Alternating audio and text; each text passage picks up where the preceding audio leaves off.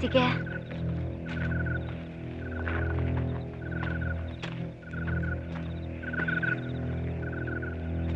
Manuel?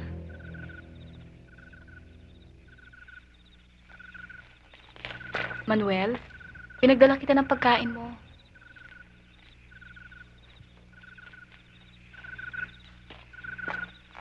Manuel, gabi't araw ka naghihintay.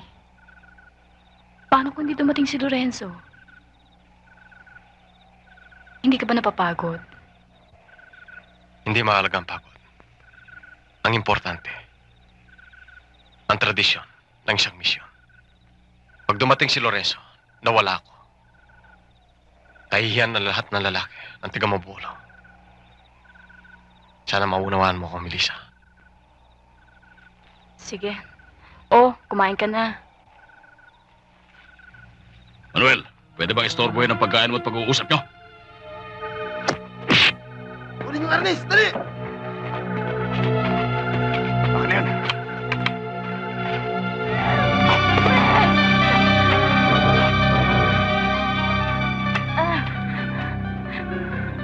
Malinis pa rin ang iyong mukha, Manuel. Walang mantsa, walang pasa.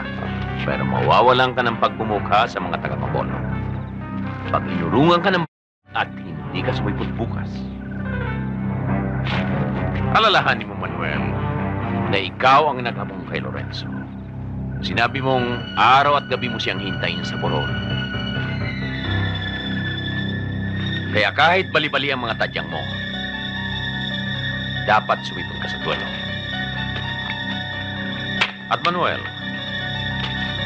pag naduwag ka,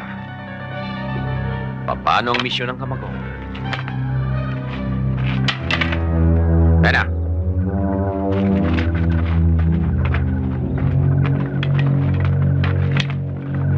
Manuel?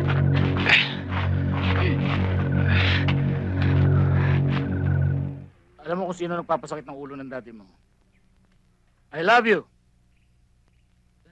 Dad. Para kipa naging pulis ako, kung hindi kita mapoprotektahan. Nag-iisip pa lang sila na masama sa'yo, tutumba ko na sila.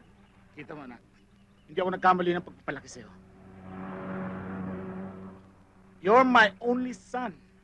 See, my only son, and I'm stuck with you. My favorite son. Parang sa pakinggan na, parang no choice ka. But anyway, Dad, the feeling is spiritual. Tumingin dyan! Anak, kidding aside, hindi na sayang pagpapaaral ko sa'yo. You're now an officer. Hindi ko kailangan maglagay siya because I'm your dad, di ba? Siyempre. I know, son, someday you're going to be a general. Pero inaalala ko, baka umaling nga. Alam ko na. Dad, pag ako trumabaho, ni aso hindi kayang amuyin. Hindi lahat ng aso may sipon. Kanino pa ako magmamana? Alam ka naman sa kapitbahay. Parang pinipinta mo kung pinakialam mo kay kapitbahay. I like that. You got me there. Pero, aalis na muna ako. May aasikasuhin lang ako. Okay? Dad, akin yun Whatever that bloody red that suits your bloody personality. Just like your green-minded mentality. Oh, Okay. One all.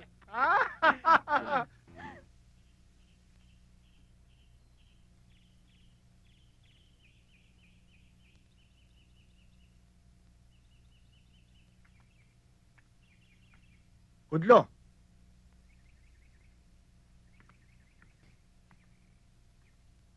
Tata Kanor? Marami ka pang hindi nalalaman tungkol sa tatay mo. Anong ibig niyong sabihin? Kaibigan ko ang tatay mo.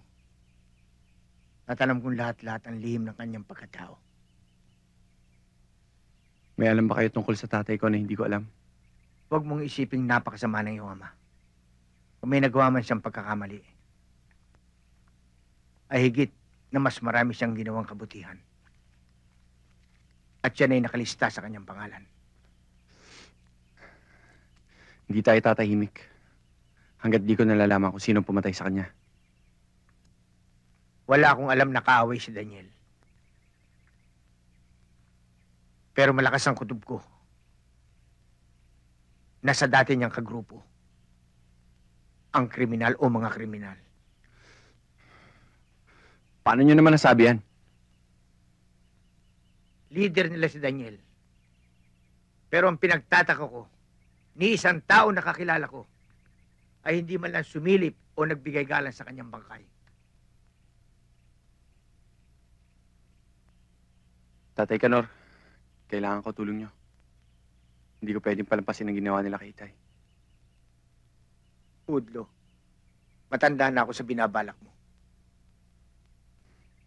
Pero, meron akong alam na grupong makatutulong sa'yo. Sino yan?